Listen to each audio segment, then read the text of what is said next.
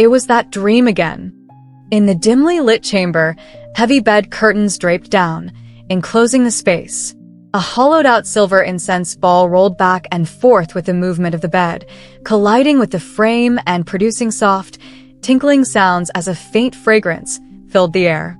I drifted in and out of consciousness, tossed about in a stormy sea.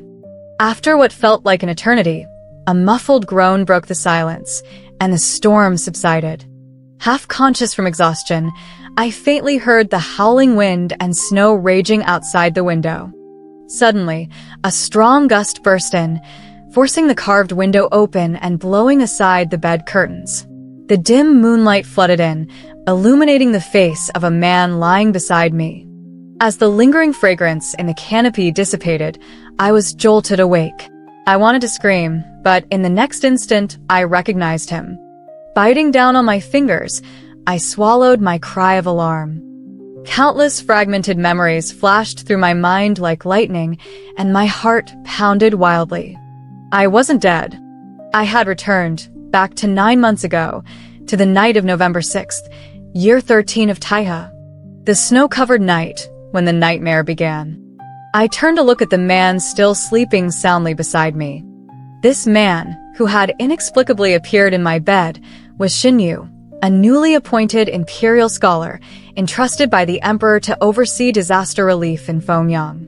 Tonight, he had been the guest of honor at the farewell banquet hosted by the local governor. By tomorrow, he would be a wrongfully executed prisoner. A few heartbeats later, I made up my mind. Suppressing my discomfort, I threw on a robe, grabbed a jug of cold water, and poured it over Shen Yu's face. He jolted awake, blinking in confusion as he took in his surroundings. Then, in an instant, his expression changed dramatically.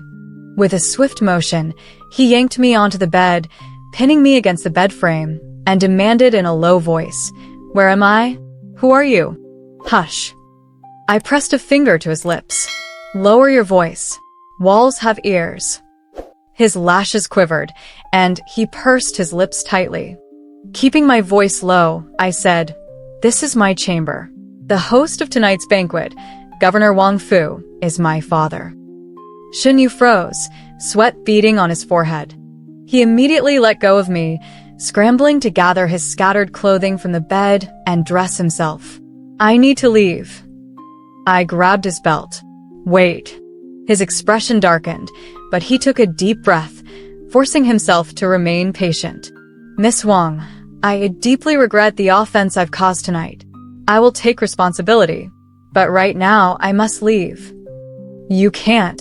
I cut him off decisively. "What?" He frowned. I pointed toward the doors and windows.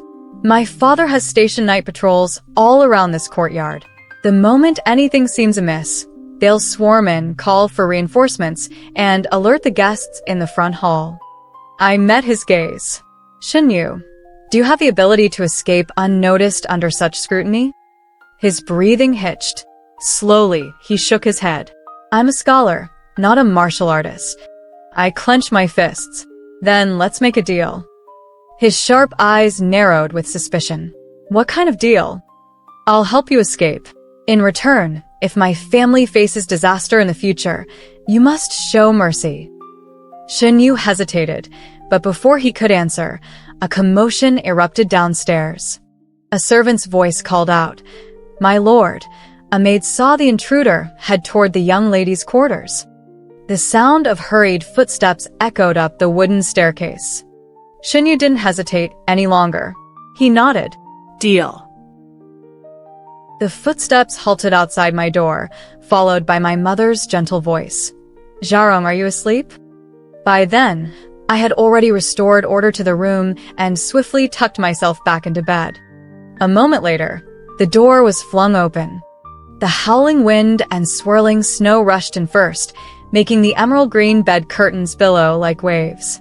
The motion jostled the golden hooks at the bed's corners, sending them clinking against each other.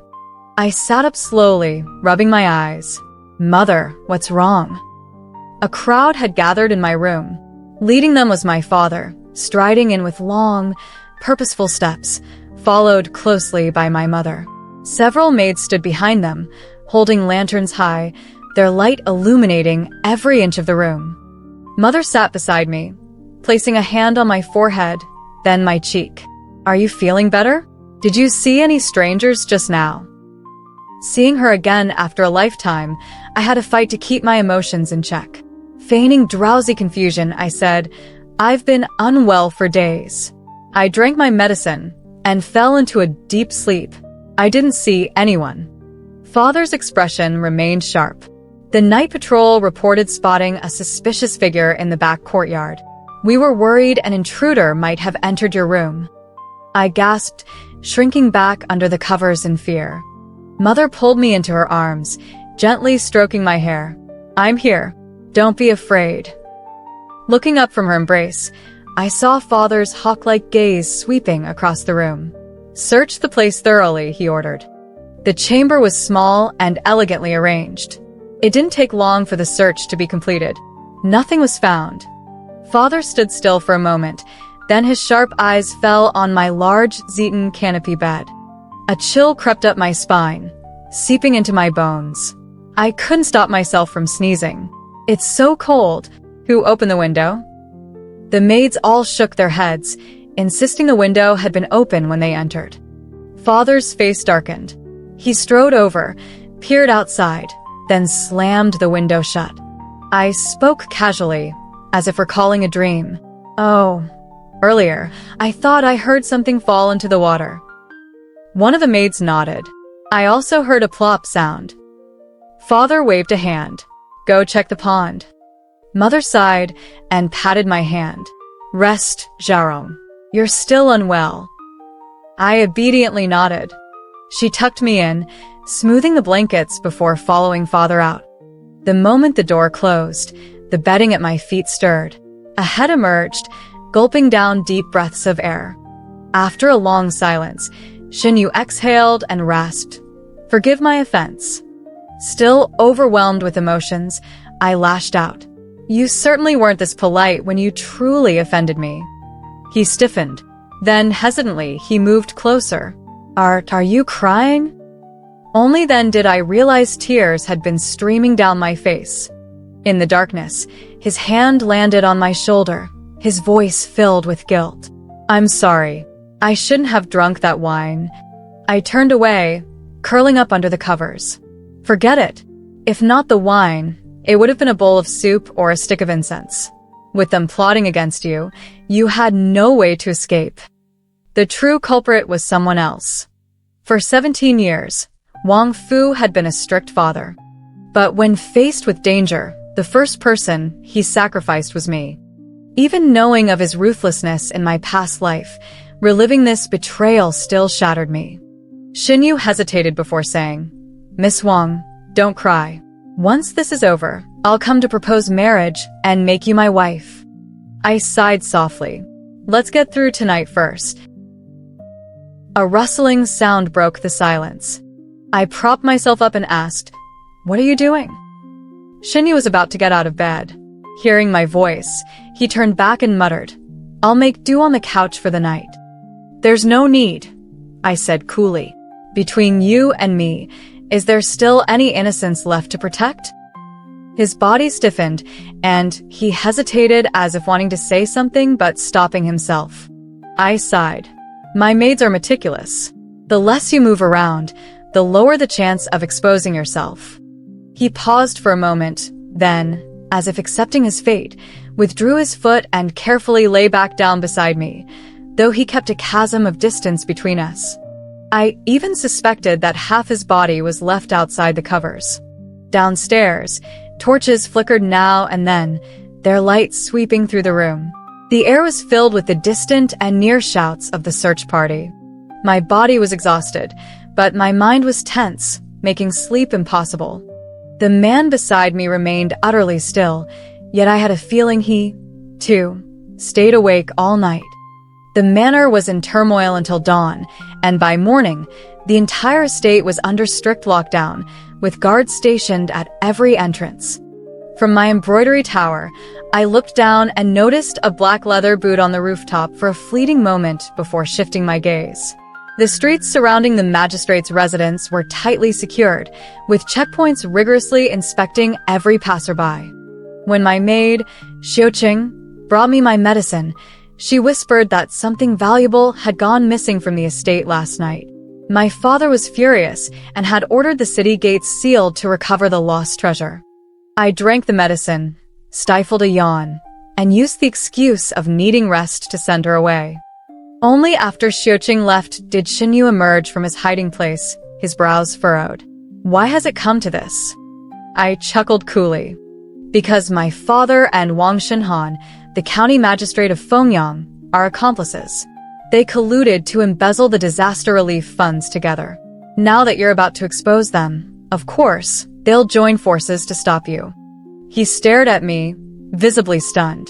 How do you know all this? I'm the daughter of an official. I met his gaze without flinching. And this is far from everything I know. His brows knit together in deep thought. So your father was aware of last night's incident. He orchestrated the whole thing. To force you to either comply with him or be utterly disgraced, he was even willing to sacrifice my reputation and chastity. My chest tightened again. I took a moment before continuing. For him, it was a price worth paying. Shen Yu sat down before me, closing his eyes briefly. Had I known, I wouldn't have come to the banquet. I wouldn't have dragged you into this mess. I should have gone straight to Jinling and reported this to Inspector Yi or Governor Yuan. You're wrong. I shook my head slowly. His expression darkened. Do you mean to say Yi Haichao and Yuan Wenguang are also involved? They might be clean, but one is my uncle, and the other is my father's mentor. If they have even a sliver of personal sentiment, they could become obstacles.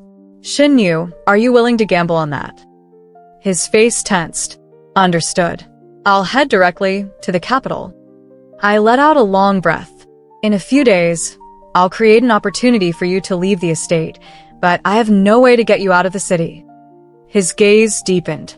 That will be enough. The following 3 days were agonizing and chaotic.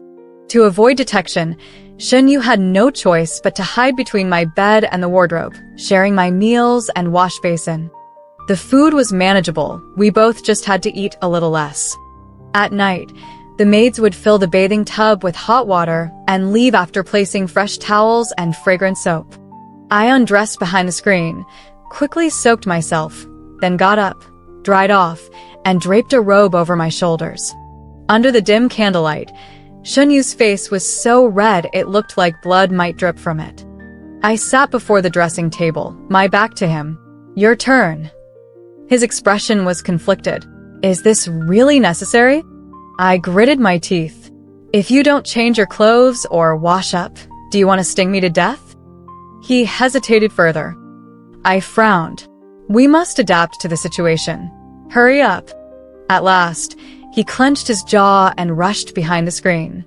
As for the greater embarrassment that followed, I would rather forget it entirely. Finally, on the night of November 10th, year 13 of Taiha, the snow had ceased, leaving only the biting wind. In the dead of night, the rhythmic tapping of a wooden clapper rang through the streets, accompanied by the night watchman's call. Cold winter nights, watch your fires. Keep water barrels full.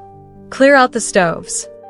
I draped Xiuqing's outer robe over my shoulders and turned to Shen Yu, now dressed as a servant.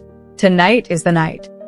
He pulled his hat lower over his face, hesitated, and said, Miss Wang, I have one more request.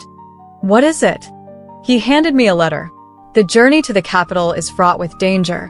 I may not make it. I'm not afraid to die, but I can't let my death be meaningless. I unfolded the letter. The hastily written lines were firm and unyielding, exuding unwavering resolve. The county magistrate of Fengyang and the prefect of Qingzhou have conspired to embezzle relief funds, coercing Shen Yu with bribes and threats. Shen Yu dares not comply, lest he betray his majesty. So this was it.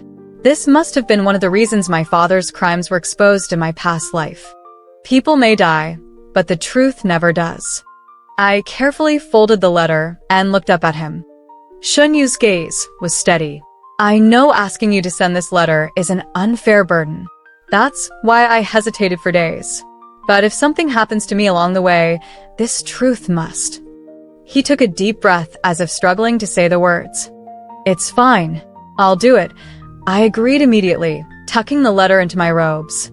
Then, looking him in the eye, I added, but, Lord Shen, you must do everything in your power to survive. You promised to repay me. If you die, you'll be breaking your word. His eyes flickered. His lips parted slightly, but in the end, he said nothing. He only nodded, solemn and firm. We dampened cloths and covered our mouths and noses before setting fire to the bed curtains and carpets. In the dry winter air, the flames latched onto the fabric like a starved beast pouncing on its prey. Within moments, the fire roared to life. I dropped the oil lamp, grabbed Shen Yu, and hid behind the porcelain lotus basin in the side hall. I had already sent Xiuqing and the other maids away. At this moment, the 2-story wooden tower was occupied by only us. Before long, the fire crackled wildly, thick smoke billowing into the air. Soon, alarmed cries rang out from outside. Fire! Fire! A bronze basin clattered to the ground, followed by Xiuqing's frantic scream, nearly breaking with panic. Miss! Miss is still inside. Chaos erupted. The maids rushed about with water buckets, while the servants, their faces covered, kicked the door open, only to be forced back by the thick smoke. Seizing a moment, I dragged Shen Yu with me and slipped out, disguised as one of the rescuers. With everyone focused on the blaze, we ran hand in hand without obstruction. We had almost reached the outer gate when a sharp voice rang out behind us. Stop right there. I froze. Slowly, I turned around. My mother stood alone beneath the eaves, her eyes scanning the two of us. Her face was ashen. She stepped forward and tore our hands apart, pulling me behind her. Glaring at Shen Yu, she hissed, abducting an official's daughter. Do you know the punishment for this? Shen Yu opened his mouth to explain, but I spoke first. Mother, he didn't abduct me. She glared at me in frustration and snapped her sleeves. Shut up. This was not the right time to reveal the truth. After a brief hesitation, I decided to tell a lie. I knelt down and pleaded, Mother, he heard that I was ill and was so worried that he acted recklessly, sneaking into my room at night. He never meant to be discovered. Please, let him go. Wang Zhaorong, are you out of your mind? Mother pointed at me furiously. Meeting a man in private. If word gets out, do you think you can still face the world? That's why you should let him go, Mother. Do it for me. Tears streamed down my face. Mother's straight posture wavered slightly. After a long moment, she spat at Shen Yu. Get lost. Shen Yu looked at me, unmoving. I met his gaze and silently mouthed, Take care. Wait. Mother suddenly spoke. I froze and panicked. Mother, leave through the west gate. No one guards that way, she said coldly. Shen Yu bowed deeply to us before turning and disappearing into the night. Mother brought me back to her residence, Shifang Garden. She sent the servants to inform everyone that I had been rescued and immediately called for a physician to treat the injured maids and guards. The clamor from putting out the fire gradually subsided, yet the flames at the embroidery tower still raged. It would burn for a long time. Once the servants were dismissed, Mother's forced smile vanished, her face darkening. Kneel. I knelt before her without hesitation. Who was that man? Shen Yu. Mother frowned, as if recalling the name from some visiting cards she had seen before. Her expression turned grim. That disaster relief officer, so it was him. A deceitful scoundrel wrapped in scholarly robes. On the 6th night, when your father made such a spectacle of hunting down an intruder, I thought he was being paranoid. Turns out there really was a thief. I remained silent. She scoffed. Enough. No use dwelling on it. But tell me, will he marry you? I blinked and shook my head. Foolish girl. Mother was livid, her sharp nails nearly digging into my skin. You're hopelessly naive. Her chest rose and fell with fury. After a while, her face turned deathly pale. She bent down and gripped my shoulders tightly. "Zharong, did you give yourself to him?" Without hesitation, I shook my head. Mother let out a breath of relief and said coldly, "At least you haven't completely lost your mind." I lowered my head, but in my heart, I laughed bitterly. My cautious, dignified mother would be devastated if she knew it was father who had orchestrated this whole affair, throwing Shen Yu and me together like this. Just like in my past life, the truth would break her. Still believing my lie, mother's expression wavered between anger and worry. "Zharong, letting him go tonight saved your reputation, but it also means we lost any leverage over him. If he comes to propose, your father and I won't object. But if he disappears without a word, you must move on and marry another.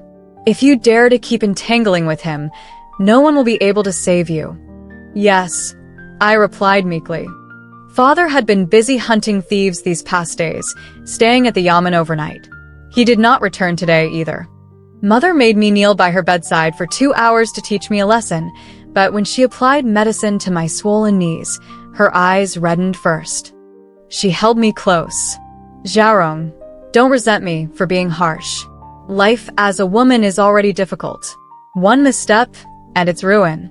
I hugged her back. In my past life, I had never taken a wrong step. And yet, I was still doomed. All because father strayed down the wrong path. When the nest falls, no egg remains unbroken. Everything I was doing now was for survival. Father was destined to bring about his own downfall. I, on the other hand, had to make plans early to carve out a way for Mother and myself to live. Mother let go of me and said, "Your embroidery tower has burned down. Stay with me tonight."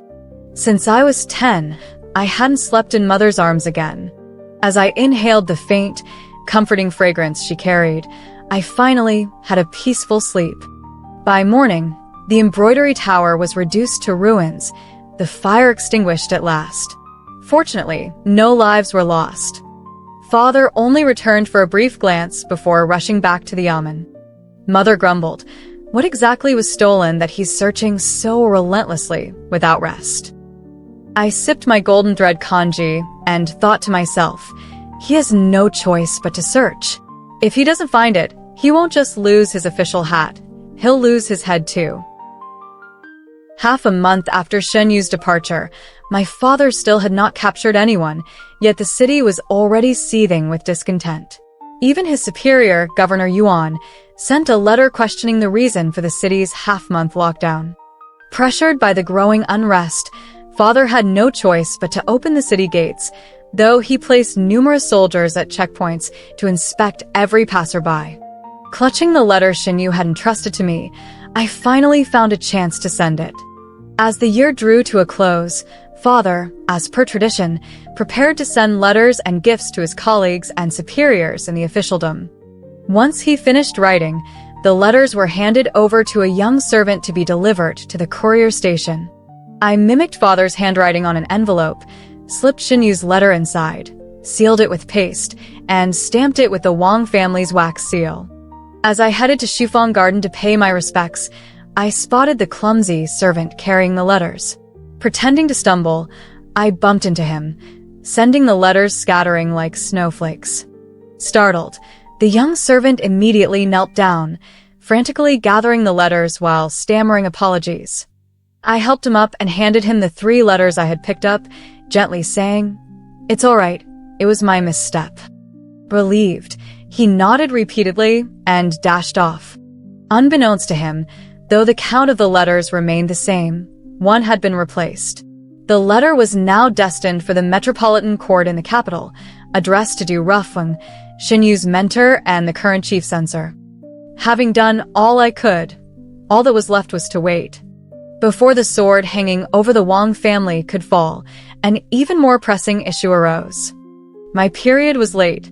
At first, I comforted myself, thinking it was just a side effect of the herbal contraceptive. It was only a delay. It would come eventually. But half a month later, the familiar nausea set in, making my heart sink like a stone. And on that very day, Shen Yu returned, with the crimson-clad Imperial Guards, swords at their sides. The Imperial Guards, directly serving the Emperor, handled arrests, interrogations, and even family exterminations. The sight of those blood-red uniforms flooding into the manor carried the chilling scent of blood. Mother's face turned ghostly pale, her body swaying as if she might collapse at any moment. Fortunately, they treated the women of the family with relative respect, only taking father and his attendants, along with emptying the entire study. Unable to restrain herself, Mother chased after them, crying out, "Husband." Father paused but did not turn back, hunching over as he was loaded into the prison cart. The cold wind lifted his graying hair, making him appear frail and aged in that instant. Mother let out a choked sob, her eyes rolling back as she fainted in my arms. I called for Xiuqing, and together we hurriedly brought Mother back to Shufeng Garden, summoning a doctor to examine her. After hours of care, I opened the door to find Shen Yu standing tall and graceful beneath the snow-laden pines. I walked over and curtsied. "Greetings, Lord Shen."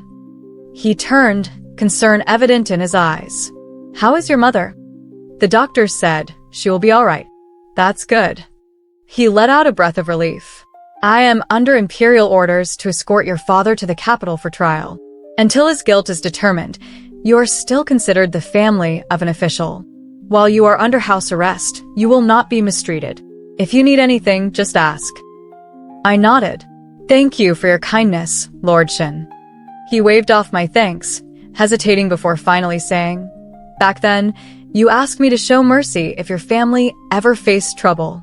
But your father's embezzlement case has reached the Emperor's ears. There's little I can do now." "If my father is guilty, I won't ask for mercy," I replied, biting my lip. "I only hope that the consequences do not extend to the rest of the family." He visibly relaxed. "Rest assured, they will be spared." I smiled at him. He was momentarily stunned, his eyes flitting away as if scalded, yet he lingered, shuffling awkwardly before softly adding, "Miss Wang, I will return soon. Please wait for me." Night fell, and as I writhed in pain, biting down on a cloth to stifle my cries, I suddenly fell into a cold embrace. Opening my eyes, I was shocked to see Shen Yu had returned. I almost doubted my own vision. He reached under the covers and withdrew his hand, now stained red with blood. His eyes turned red instantly, his arms tightening around me as he trembled. "Why did you do this?" After the doctor had checked on my mother earlier, he had also taken my pulse. It was indeed a pregnancy, but it was no cause for celebration. With father arrested and mother bedridden, this was the perfect time to deal with this accident. So I had asked the doctor to leave me a potion to induce miscarriage. Pain, like knives twisting in my abdomen, left me speechless, reducing me to broken sobs. He shuddered, stopped his questioning, and simply held me tighter. Waves of pain came and went, dragging on until I finally blacked out. When I woke again, the night still enveloped the room in darkness. Shen Yu helped me sit up, informing me that I had been unconscious for an entire day and night. He called out to Xiuqing to bring medicine. After drinking the bitter concoction, I croaked out, "Lord Shen, why are you still here?" His expression darkened. "Do you despise me that much? You have official duties. You shouldn't stay in Fengyang just because of me." His face softened slightly. In a low voice, he explained, "Wang Shenhan escaped. The Imperial Guards are searching the city. We can't leave yet." I merely murmured, "Oh." His chest heaved, and after a moment, he couldn't hold back any longer. "Why?" "Why what?" I feigned ignorance. His voice, rarely so forceful, pressed on. "Why didn't you tell me you were pregnant?" Seeing that I couldn't evade the question, I answered truthfully. It wasn't the right time. His face froze. Covering his face with his hands, he bowed his head. Crystal tears seeped through his fingers, dripping down to dampen his robe. After a long while, he straightened up, his voice heavy with sorrow. "It's all my fault." "Don't say that." Besides, you've already paid the price." He looked at me, bewildered. "What do you mean?" I yawned, sliding back into the pillows.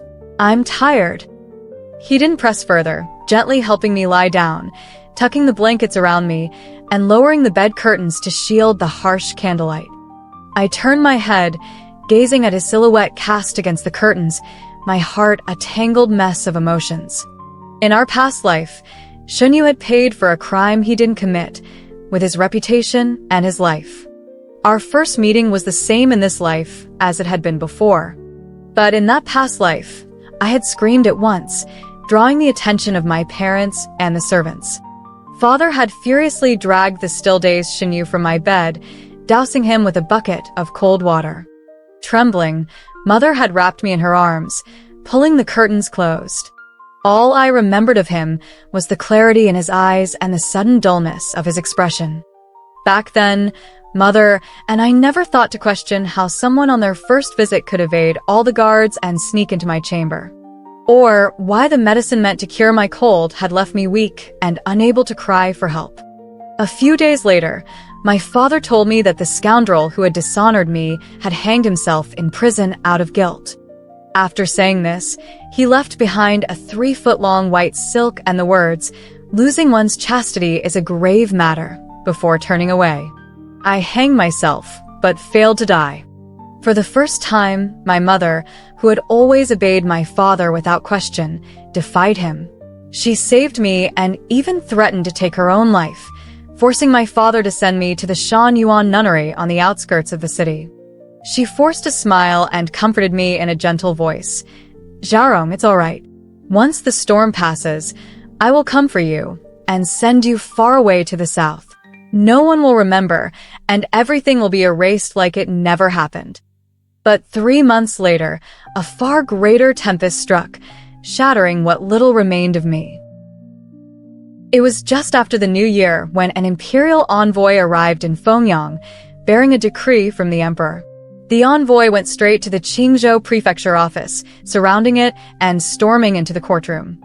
The decree was read aloud, and my father, along with the magistrate of Fengyang, was immediately dismissed. All involved parties were taken into custody and escorted to the capital for interrogation by the Ministry of Justice. A month later, the truth behind Shen Yu's death was exposed to the world.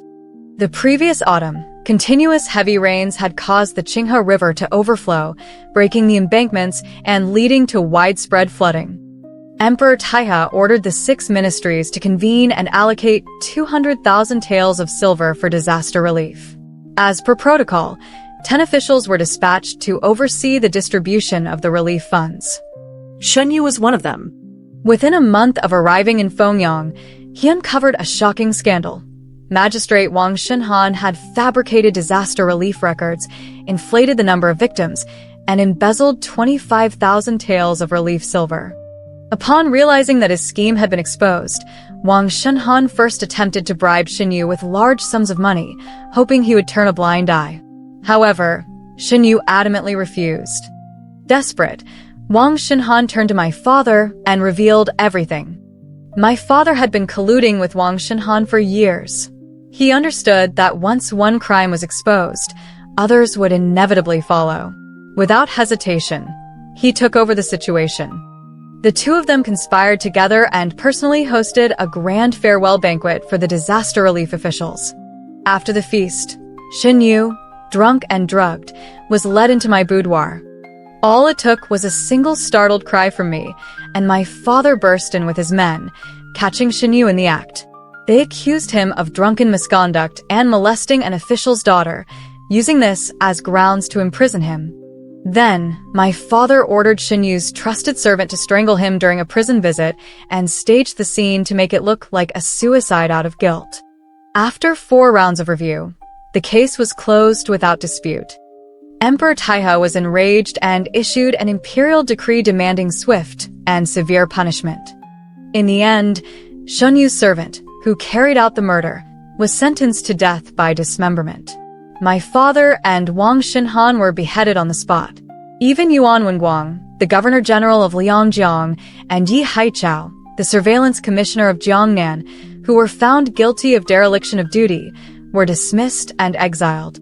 As for the families of the convicted officials, they were all sentenced to exile in the northern frontier as slaves, never to be reinstated. Only I was spared. During the investigation, it was discovered that I was carrying Shen Yu's child. The emperor granted me a special pardon and sent me to the Shen family to give birth. Shen Yu was only 22 when he died. He had never married or taken concubines. The child in my womb was his only remaining bloodline. For this reason, even though I was the daughter of his enemy, the Shen matriarch treated me with cold indifference rather than outright cruelty. She never deprived me of food, clothing, or necessities. She even personally arranged for me to visit my father in prison one last time. But instead of pleading his innocence, my father gritted his teeth and cursed Shen Yu for being ignorant and unyielding. He lamented that he had not been more thorough and sneered, "The victor writes history." With that, he wiped away the last traces of my lingering affection for him. At the end of February, in the biting cold wind, my father and his accomplices were executed. At the end of March, on an auspicious day, Shen Yu was buried with full honors in the Shen family cemetery under the posthumous title, Qingzheng, pure and upright. Many came to pay their respects. During the day, I hid in the inner residence. Only in the dead of night did I dare to go to his spirit tablet and offer 3 sticks of incense.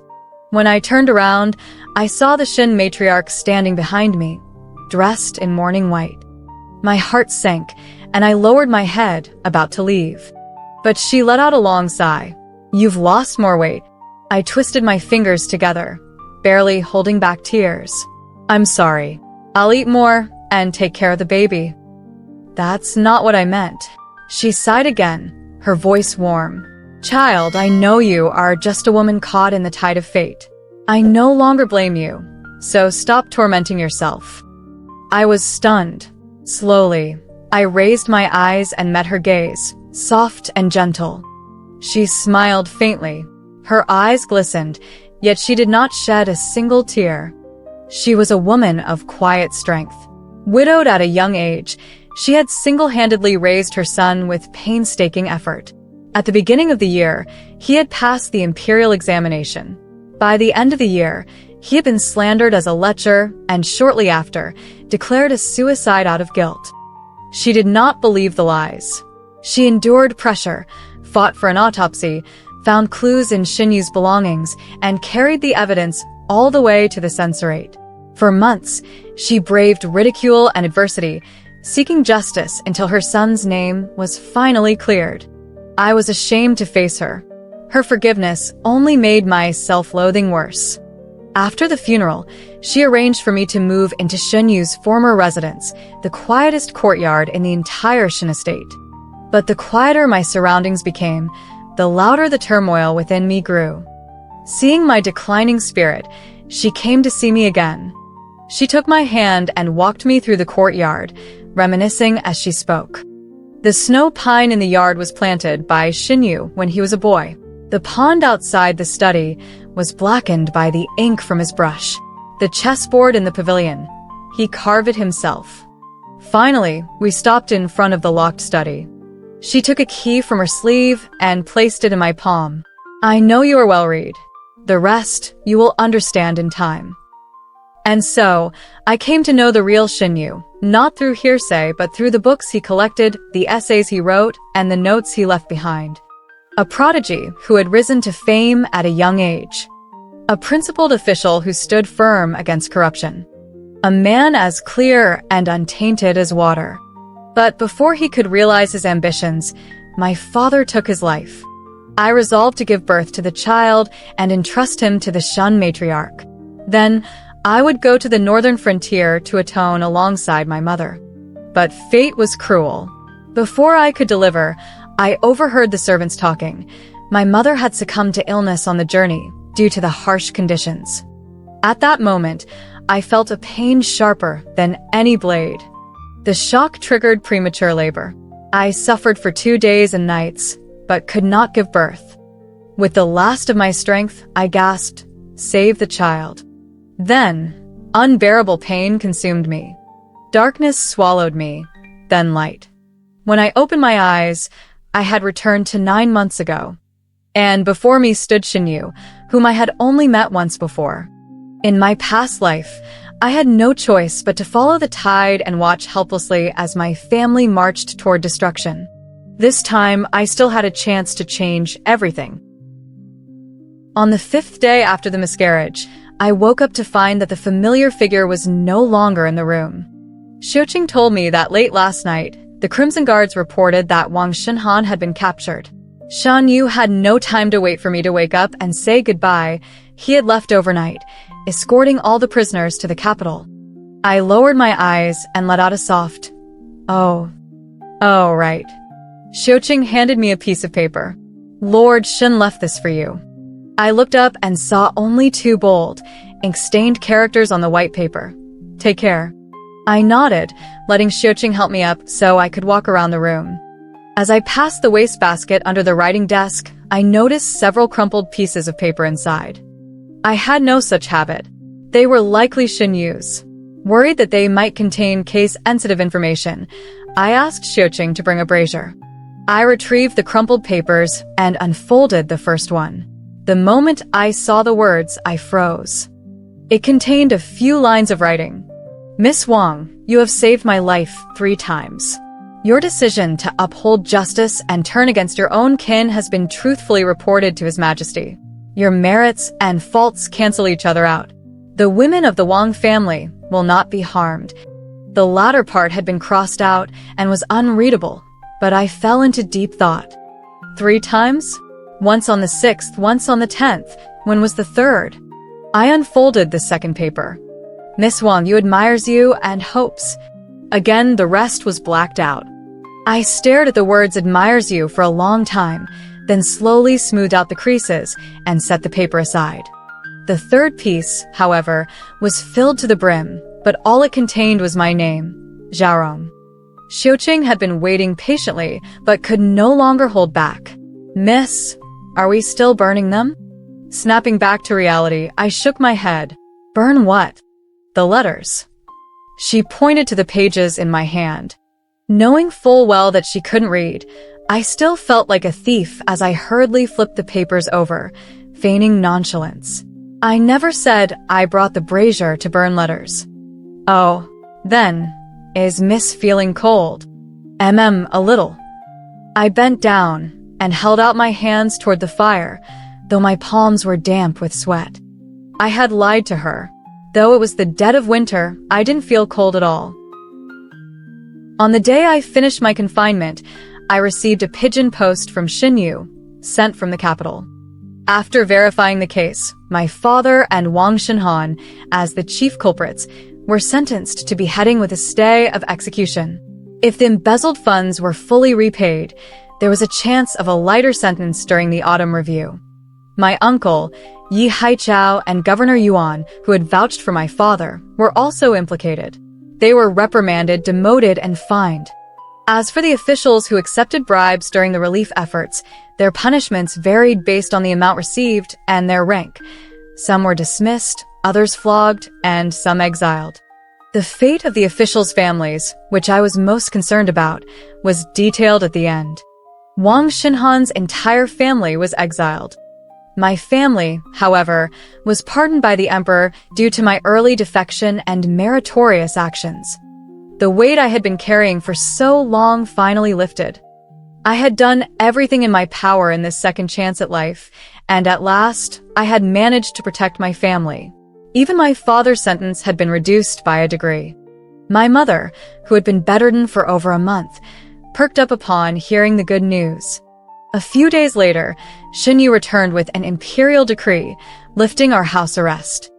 My mother and I immediately began inventorying our land, shops, gold, silver, and properties, selling everything piece by piece to raise funds for repayment. Selling off our assets inevitably led to ridicule and obstacles. Jiang Wei, the young master of Wensui Hall, was a failed scholar with the arrogance of a man of letters. He sifted through the antique calligraphy and paintings I brought and finally scoffed, "Miss Wang, When Sui Hall is but a small temple, we cannot accommodate such grand treasures. I tried to reason with him. Young Master Jiang, my family is in urgent need of money. Name your price, and I will sell. He toyed with a purple clay teapot, smirking. Tell me, Miss Wang, how much do you think stolen wealth is worth? At those words, I immediately understood. His prejudice was deeply rooted, and there was no point in further discussion.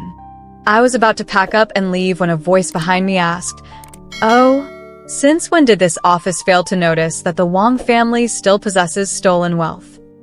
Turning around, I saw Shen Yu lifting the shop's curtain and stepping inside. Jiang Wei's arrogance vanished instantly. He quickly stepped out from behind the counter and greeted him with a bow. "Greetings, Prefect Shen." Only then did I realize that, for some reason, Shen Yu had not remained in the capital's Hanlin Academy, but had instead taken up the post of prefect in Qingzhou. Jiang Wei straightened and explained that Wang Fu had embezzled disaster relief funds and deserved death. He refused to help the Wang family raise money, lest a corrupt official be granted a reprieve. Shen Yu glanced at me, then at Jiang Wei. "I understand your sense of justice, and I respect your decision to turn a blind eye. But if you had read the entire notice outside the Yamen, you would not be ridiculing the heroine of this case, nor would you be making unfounded accusations that Miss Wang is selling stolen goods." Jiang Wei's expression shifted to one of shock as he looked at me, studying me with renewed scrutiny. A flush crept up my face. I tugged at Shen Yu's sleeve and whispered, "Let's go." Shen Yu shook his head and instead laid out the items from my bundle, explaining their origins one by one. This set of scholar's tools was a coming-of-age gift for Miss Wang. These jewelry pieces were part of Madame Wang's dowry.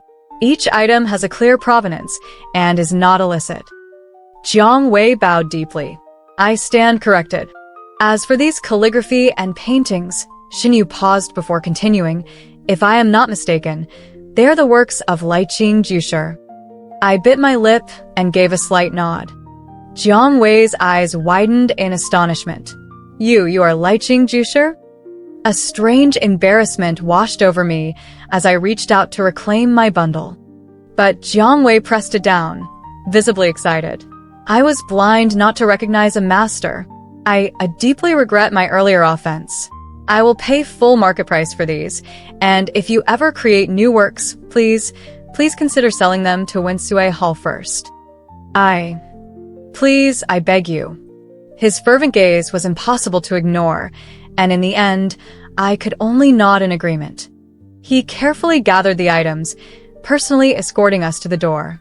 He even walked us halfway home, looking as if he might follow us all the way.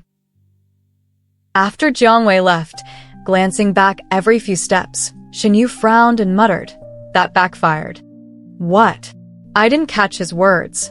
He snapped out of his thoughts, coughed lightly, and said, "Nothing. Here, take this." I took it from him and was surprised to find it was a heavy pouch of gold. "What's this for?" "I know you've been struggling to gather funds, so I wanted to help. If it's not enough, I'll find another way." "That won't be necessary," I replied calmly, handing it back. "This is what we deserve. Whether or not we can overturn the verdict and save my father's life, I won't force it." Shen Yu refused to take it. "You saved my life before. Consider this a token of gratitude. Use it however you see fit." I looked at him, feeling a bit helpless. "I saved you twice, both times to atone for my father's crimes. I don't dare claim any credit." "3 times. He corrected me. "Huh. If not for the letter you sent to my mentor, he wouldn't have been able to report to His Majesty in time, and the Imperial Guards wouldn't have been dispatched to rescue me. They saved me from an assassin's blade. So, you've saved me 3 times." So that's how it was. His journey back to the capital truly had been a life-or-death ordeal. "But it's the same thing," I said. "Sending that letter wasn't just to save you. It was also my evidence for bringing my father to justice." "Oh," he suddenly seemed nervous, hesitating for a while before blurting out. Then it could count as something else like... I immediately understood what he was about to say and cut him off. "I'm not thinking about that right now." The light in his eyes dimmed for a moment, but he quickly smiled. Right, now is indeed not the right time. It's fine, I'll wait. We have plenty of time ahead of us. My mind was in turmoil, and I could only nod absent-mindedly. Shen Yu smiled, waved, and strode away. I leaned against the door, watching his departing figure for a long while. When I turned around, I saw my mother standing there. Her eyes were moist as she looked at me. Did you reject him because of your father? Because you don't want to tarnish his reputation? I shook my head. In my past life, I owed Shen Yu too much. In this life, I didn't want him to promise a marriage out of guilt. I couldn't say that to my mother, though, so she didn't believe me. She held me tightly and cried, "Xiaorong, my poor child." I stroked her back. She had grown so thin that I could feel her bones. My nose stung, but I forced myself to hold back my tears. "Mother, it's okay. Everything will be fine." Before the autumn trial, my mother and I scraped together 50,000 taels and sent it to the Ministry of Justice. In the end, my father was spared execution but was exiled to the northern frontier as a lifelong laborer, never to be reinstated. Before his departure, my mother and I went to see him off. But he refused to meet us, stepping onto the long road alone. This time, my mother didn't cry. He did all those terrible things. He deserves this. She still harbored resentment toward my father, resenting how he sacrificed me just to protect his career. When we returned to Fengyang, my mother and I were completely destitute. We moved into a small courtyard house in the southern part of the city. Most of our servants had left or been sold. Only Xiuqing had nowhere else to go and insisted on staying with us. I burned her indenture contract and treated her as my sister. Meanwhile, Shen Yu had already arranged for storytellers to widely spread the tale of my righteous denunciation of my father and our efforts to return the embezzled funds. The people of Fengyang, now aware of the full truth, no longer harbored prejudice against us and even treated us kindly. My mother resumed the embroidery skills she had learned in her youth, while I earned a modest income by writing and illustrating for Wrongfully Pavilion. It was enough to make ends meet. I knew that such a peaceful and stable life would not have been possible without Shen Yu's support in the shadows. 6 years passed in the blink of an eye. That afternoon, a knock sounded at the door. When I opened it, I found Jiang Wei standing outside, beads of sweat forming on his nose. Seeing that it was me who answered, he didn't light up with excitement as usual. Instead, he peeked inside the courtyard anxiously. I found it odd. "Young Master Jiang, what brings you here personally?" Jiang Wei scratched his head awkwardly and hesitated before asking, "Is Xiuqing home?" "You're looking for her? Wait a moment, I'll call her." No. He quickly stopped me. "Miss Wang, may I speak with you in private?" He led me to the end of the alley, rubbing his hands nervously before explaining the situation. It turned out that Xiuqing had been delivering my new writings to Wrongfully Pavilion for sale over the past few years. In the process, Jiang Wei had developed feelings for her. He had finally mustered the courage to confess, but Xiuqing had been so frightened that she ran away and had been avoiding him ever since. Jiang Wei looked utterly dejected. "If I was too forward, please relay my apologies. If she doesn't want to see me anymore, I'll be careful to keep my distance." Recalling Xiuqing's recent distracted demeanor, I suspected there was more to the story. I reassured Jiang Wei and returned to the house. When I asked Xiuqing about it, she turned red and stomped her foot. "Why did he come to you?" Seeing her flustered, I was relieved and asked why she had been avoiding him. Xiuqing hesitated before saying, "I promise to stay with you and Madam forever." "Silly girl." I tapped her forehead. "That doesn't mean you can't marry." Since they had mutual feelings, I naturally wanted to see them together. Finding Jiang Wei pacing anxiously at the alley's end, I smiled and said, "Young Master Jiang, come tomorrow with a betrothal gift." His eyes widened in shock, and then he burst into laughter, spinning around and sprinting off. "Thank you, Miss Wang. I'll be here first thing in the morning." I chuckled as I watched him go. From the corner of my eye, I seemed to catch a glimpse of a familiar official's robe. I turned to look, but Shen Yu was nowhere in sight. For 6 years, he had found some excuse to visit every 10 days. As time passed, I realized I had come to anticipate his visits. This realization sent my heart into turmoil. That day, Shen Yu didn't come. The next day, he still didn't come. The third day, he was still absent. Unable to sit still, I went to the government office on Long Street. There, I was received by Advisor Liu, who told me that Shen Yu had left the city 3 days ago to suppress bandits. My heart clenched. He was a civil official. Why did he have to go personally? Advisor Liu was equally puzzled. He said the county magistrate, Li, had originally been assigned the task, but when Shen Yu found out, he insisted on going himself.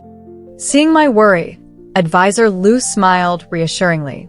The enemy is weak, and we have the advantage. The governor is merely there to oversee the operation. He won't be in any danger. No need to worry, Miss Wang. I forced a smile and returned home. Half a month later, as my mother and I were embroidering Shi Qing's wedding dress, an urgent knock sounded at the door. A soldier came to report. The bandits had been eradicated, but Shen Yu had been shot by an arrow. As I ran toward the yamen, my legs felt like they were stepping on cotton, unsteady, weak. Tears streamed down my face along the way. By the time I arrived, the physician informed me that, fortunately, the arrow hadn't hit any vital spots. It had been removed, the wound treated. With proper care, he would be fine. I stayed by Shen Yu's bedside, watching his pale, bloodless face. Memories of my past life surfaced, of him lying lifeless in a coffin. My tears fell uncontrollably. Late at night, he let out a faint groan, his dry, cracked lips murmuring something. I leaned in closer and heard him whisper my name, Zharong. I thought of that crumpled piece of paper covered with my name. 6 years had passed, yet his feelings remained unchanged. I was momentarily dazed. He didn't wake until a full day and night later. Upon seeing me, he smiled at first, but his expression quickly turned cold. Why are you here? He had never been this distant before, and I found myself at a loss. But thinking of his injuries, I composed myself and handed him a bowl of freshly brewed medicine. I'm here to take care of you. No need. Go home. You're busy enough as it is, he frowned. Don't let it delay your wedding. I hadn't expected him to know so soon. Shaking my head, I said, there's still time. It won't be delayed. Now, drink this while it's warm. He turned away angrily. I won't drink it. I don't need your concern. I found him inexplicably unreasonable. Gently, I placed my hand on his shoulder. Shen Yu, does your wound hurt? He suddenly turned his head, his eyes tinged red, filled with grievance and sorrow. Miss Wang, you're engaged now. Please mind propriety, lest we stir up gossip. Engaged? I stood frozen. What engagement? It didn't take me long to understand, and I found it both amusing and heart-wrenching. Softly, I said, Shen Yu, you misunderstood. Jiang Wei's betrothal. He's marrying Shi Qing. His expression stiffened, his face gradually turning red. Not you. I nodded. He instinctively reached for my hand, but the movement pulled at his wound, making him wince in pain. I couldn't help but laugh and sat beside his bed, teasing. Do you still want me to leave? He shook his head furiously, then hesitated. I have servants. You can just watch over me. Don't tire yourself out. At that moment, my heart melted completely. A month later, when Shen Yu had fully recovered, he received an official appointment from the Ministry of Personnel. Having achieved top ranks in the imperial evaluations for consecutive years, he was granted a special promotion by the emperor to become the judicial commissioner of the southern provinces. He would soon depart for his new post. Yet he looked anything but pleased. I was puzzled. This is great news. Why aren't you happy? He rubbed his forehead, sulking. I thought you were getting married, so I requested the transfer. If I had known the truth, I never would have. I burst into laughter. He glared at me. Wang Xiaorong, you're heartless. No, I wasn't. This heart of mine had long since been warmed by him. I took his hand, looked into his eyes, and asked, word by word, Shen Yu, it's been 6 years. I finally have the desire to marry. What about you? Will you still take me as your wife? His Adam's apple bobbed, yet for a moment, he couldn't find his voice. No. I feigned disappointment, turning as if to leave. A firm grasp tightened around my wrist, and I was pulled into a warm embrace. His chest trembled as he whispered, his voice unsteady, my heart and home have always been waiting for you to come. I looked up at him from his embrace, gazing at the endless blue sky, clear and boundless. Everything was finally falling into place, and from now on, things would only get better.